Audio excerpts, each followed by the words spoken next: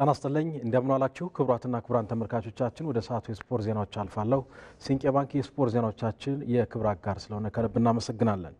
የ26ኛ ሳምንት የኢትዮጵያ ፕሪሚየር ሊግ ጨዋታዎች ዛሬ መደረግ ይጀምራሉ።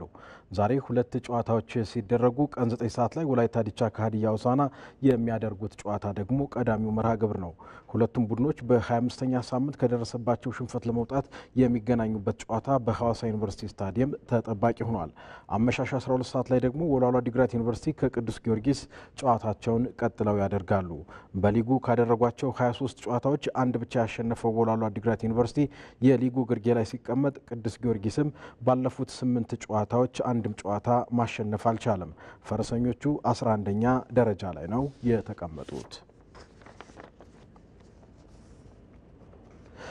በኢትዮጵያ ሴቶች ፕሪሚየር ሊግ ዛሬ በተደረገ አንድ ጨዋታ ኢትዮ ኤሌክትሪክ ከአዲስ አበባ ከተማ አቻ ተለያዩ።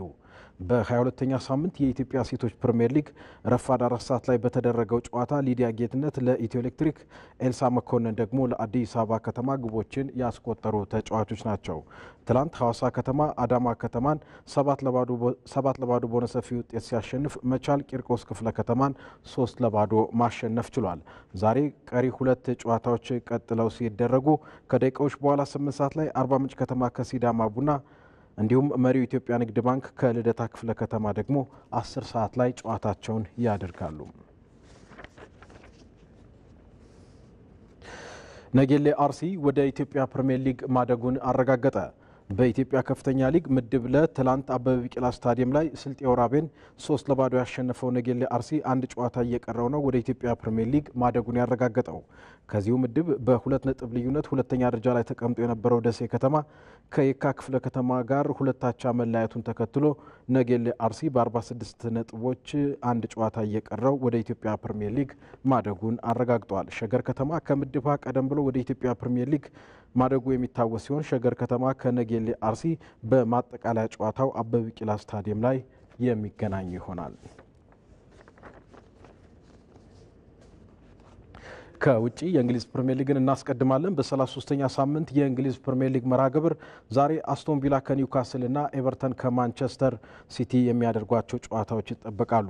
ምሽት 1 ሰዓት ከ30 ላይ በቪላ ፓርክ በሚደረገው ጨዋታ አስቶን ቪላ ኒውካስል ዩናይትድን የሚያስተናግድ ይሆናል።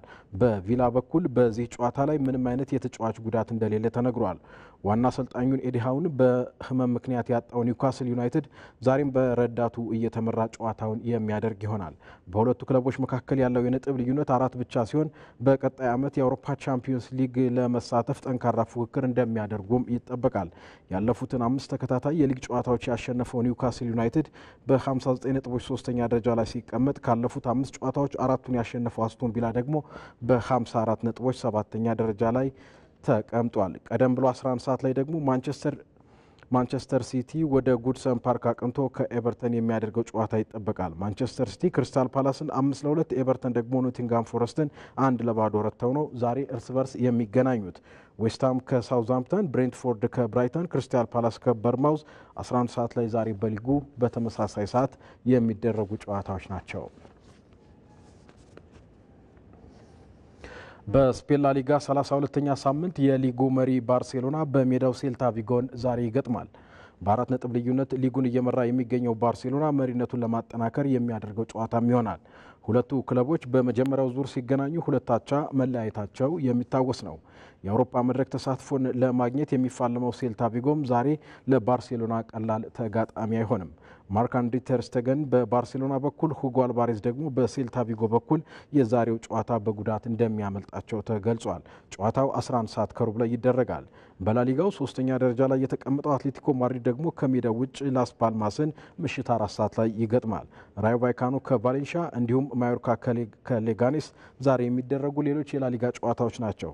ነገ ደግሞ ቪያሪያል ከሪያል ማድሪድ የሚያደርጉት የላሊጋ ጨዋታ ይጠበቃል። 33ኛ ሳምንቱ ላይ በደረሰው የጣሊያን ሴሪያ ዛሬ ናፖሊ ከሜዳው ውጭ ተጉዞ ሞንዛን ይገጥማል። በሊጉ 2 ጨዋታዎችን ብቻ ያሸነፈው ሞንዛ በ15 ነጥቦች የደረጃ ሰንጠረዡ ግርጌ ላይ ነው የተቀመጠው። ሁለተኛ ደረጃ ላይ የተቀመጠው ናፖሊ በአንጻሩ የዛሬውን መርሃ ግብር ካሸነፈ ከመሪው ኢንተር ሚላን ነጥቡን እኩል 71 ያደርሳል። ከ3 ዓመታት ቆይታ በኋላ ወደ ታችኛው ሊግ ለመመለስ የተቃረበው ሞንዛ ቢያንስ እጅግ ዝቅተኛ ነጥብ ይዞ ላለመውረድ የሚፋለም ይሆናል። ሮማ ከሄላስ ቬሮናና ሊቼ ከኮሞ ዛሬ የሚደረጉ ሌሎች የጣሊያን ሴሪያ ጨዋታዎች ናቸው። ነገ ደግሞ የሊጉ መሪ ኢንተር ሚላን ከቦሎኛ፣ ኤሲ ሚላን ከአታላንታ የሚያደርጓቸው የሴሪያ ጨዋታዎች ይጠበቃሉ።